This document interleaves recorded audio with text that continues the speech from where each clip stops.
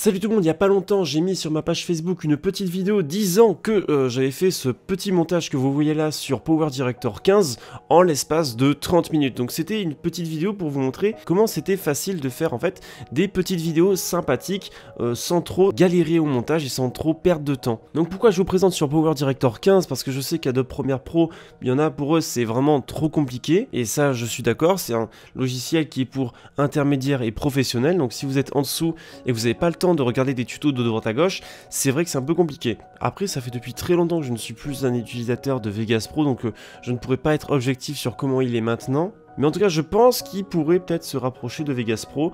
On a des facilités à certains moments pour nos petits montages, pour que ce soit beaucoup plus rapide. Et vraiment, l'atout de ce logiciel, c'est que un rendu comme celui-là, m'a mis, je crois, 1 minute 30 à traiter. Alors que sur Adobe Premiere, je dois mettre pour un montage comme ça, je dois mettre minimum 10 à 15 minutes. Et quand je suis sur du 4K, alors là, j'en ai pour 2 heures. Donc voilà ma timeline, vous avez à peu près la gueule de mon montage vidéo. Vous voyez que c'est très simple et franchement, ça suffit pour faire des vidéos bien plus que correctes. Donc avant de démarrer, moi je voulais que vous me montrez vos vidéos à vous. J'aimerais faire une petite vidéo où je présente un peu vos vidéos. Comme ça peut aussi vous faire de la pub si vous avez une chaîne et que vous en faites régulièrement. Et bien au moins, vous aurez un avis extérieur. Vous aurez non seulement mon avis, mais aussi celui des commentaires de la vidéo qui vous diront ce qu'ils ont aimé ou pas aimé dans votre vidéo et comment on peut améliorer en fait votre contenu. Vous êtes vraiment nombreux à me demander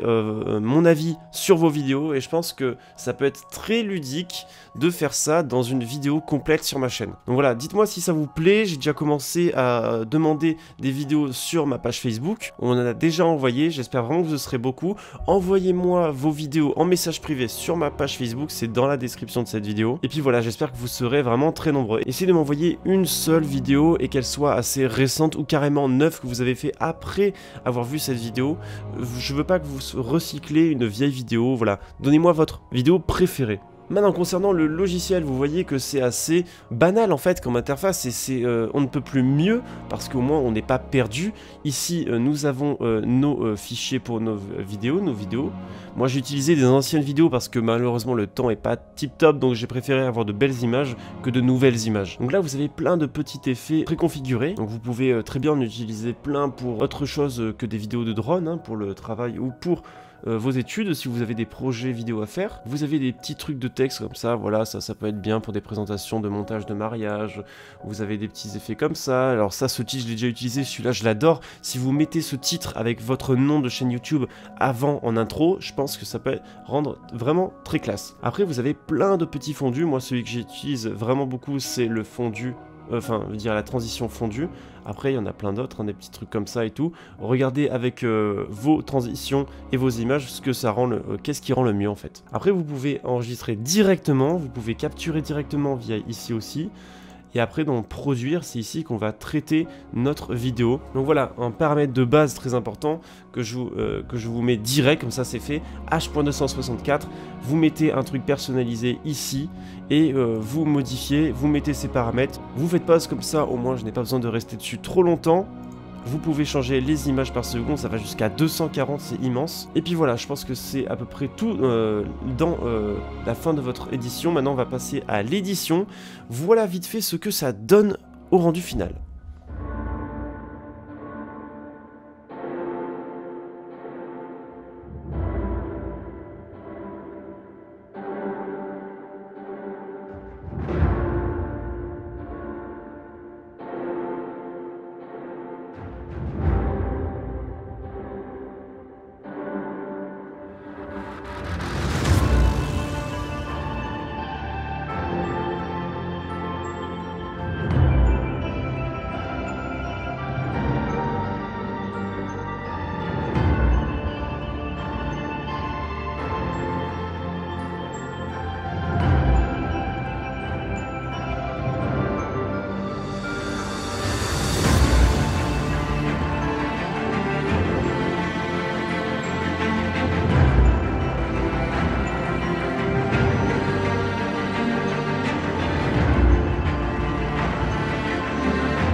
Donc vous voyez, c'est des transitions vraiment faciles à faire. J'ai pris une musique que vous aurez dans la description de la vidéo. Et donc comment j'ai fait? Donc d'ailleurs pour zoomer, il faut faire CTRL et sa molette. Vous avez vu que j'ai mis des petits fondus entre mes petits titres. Voilà, ici, comme ça. Ou après, je fais bien gaffe au moment où il va y avoir des basses, donc on peut le voir ici. Au moment où il y a des basses, eh ben, je fais mes petites transitions d'image comme ça. Voilà, ça c'est un truc très important, où à chaque fois, je fais mes transitions à des moments qui vont être marqués, en fait. Donc, désolé si l'ordinateur est un peu lent, parce que là, je filme, j'enregistre tout en même temps. C'est un peu compliqué pour lui. L'ambiance sonore doit aller avec l'ambiance de la vidéo. Donc vous voyez, je laisse à peu près combien de secondes? Donc j'ai des plans qui sont plus ou moins longs. Là, ça va de... Là, celui-là, il fait 10 secondes. Ensuite, celui-là, il fait 7 secondes.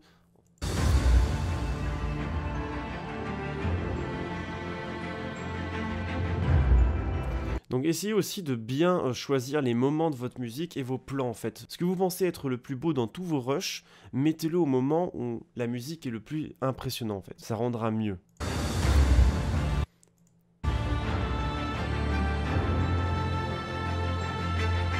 Donc voilà, faites vraiment choisissez vraiment une musique qui va avec vos images. D'ailleurs, ça me fait penser que, dites-moi dans les commentaires si vous êtes chaud ou pas, de faire des petits défis de temps en temps, où je donne une musique, et on doit tous faire, et moi y compris, une vidéo avec cette musique, et après, vous m'envoyez tout ça, et on regarde un peu les meilleurs, et qu'est-ce qu'on a à dire dessus, voilà.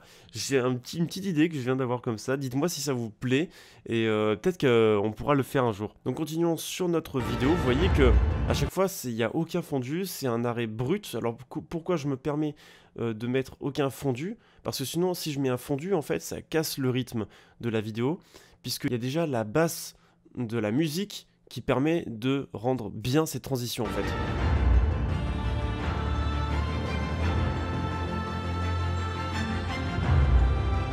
Donc vous voyez que là, il y a les bandes noires qui changent, ça c'est normal parce que mes bandes sont différentes dans mes vidéos, mais bon, ça normalement, vous ne le captez pas si je vous le dis pas. Et puis à la fin, pour calmer le jeu, ici, alors là, j'ai coupé parce qu'en fait, à chaque fois, j'utilise la fonction pour fractionner ici, donc c'est comme ça que vous faites vos cuts, tout simplement. Et du coup, en fait, ça coupe aussi la bande audio là, mais après, si vous voulez tout réunir, vous avez juste à glisser comme ça, ici, combiner, et hop! Regardez, je vous montre vite fait, si vous avez un gros plan comme ça, et que vous voulez garder, on va dire, que ce passage-là, c'est simple, vous êtes ici, vous glissez jusque là, et quand c'est bleu, c'est à l'endroit où vous étiez avant. Et puis hop, ça vous coupe. Après, vous faites ici, vous cliquez sur fractionner, et hop, vous enlevez ça. Après, vous voyez que vous pouvez corriger ou améliorer votre vidéo. Donc là, vous avez tous les réglages d'éclairage, correction d'objectifs, etc. Amélioration de la vidéo, réglage des couleurs, vous en avez plein. Et au moins, vous n'êtes pas obligé de rajouter des effets les uns par les autres, comme sur Premiere Pro. Là, vous avez directement tout, et c'est vraiment très bien. Et après, si vous voulez voir ce que ça fait quand c'est avant ou après, vous avez juste à cocher, pas cocher.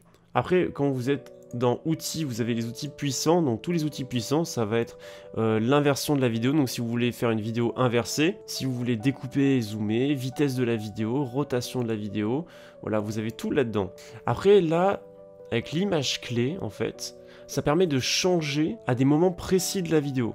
En fait, donc là c'est un petit peu plus compliqué et c'est là qu'on voit que le logiciel reste assez professionnel. C'est que avec ces petits points, en fait, vous choisissez à quel moment vous voulez que ce soit de telle façon et après ça va changer selon l'endroit de la vidéo. Et bien après, par exemple, si vous voulez faire comme j'ai fait à la fin, donc parce que j'aime bien cette musique.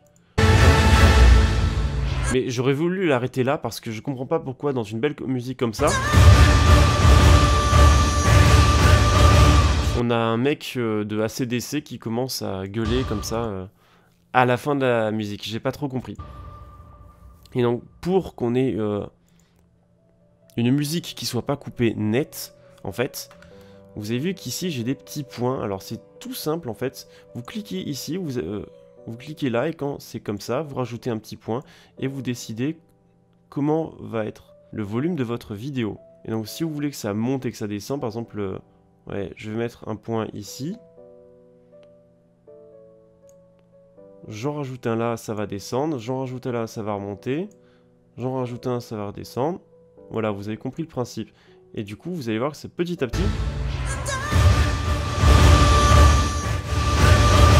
Voilà, ça fait bizarre, mais voilà, c'était pour vous montrer un exemple brut. Comment, en fait, c'est facile, en fait, de faire des choses qui sont généralement pénibles à faire et plus longues dans Premiere Pro, pour ma part. C'est vraiment un point très positif, ça. Après, dans tous les effets que je vous ai montrés, par exemple, celui-là, je l'ai personnalisé, et directement, en fait, dans le texte, j'ai un fondu. Voilà, j'ai un fondu qui arrive comme ça, et puis après, à la fin, qui repart. Donc je vous laisse avec la petite vidéo au complet à la fin. J'espère que cette vidéo vous aura plu et vous aura été très intéressante. Si Power Director 15 vous intéresse, vous avez les liens dans la description. N'oubliez pas de désactiver votre bloqueur de pub parce que c'est un lien qui est tracé, ça permet à l'entreprise de savoir que vous avez cliqué par ma vidéo. Et puis tenez-moi au courant, n'oubliez pas de me montrer vos vidéos à vous et de me dire ce que vous en pensez dans les commentaires. Si vous avez d'autres questions, n'hésitez pas. Commentaires ou page Facebook. À la prochaine.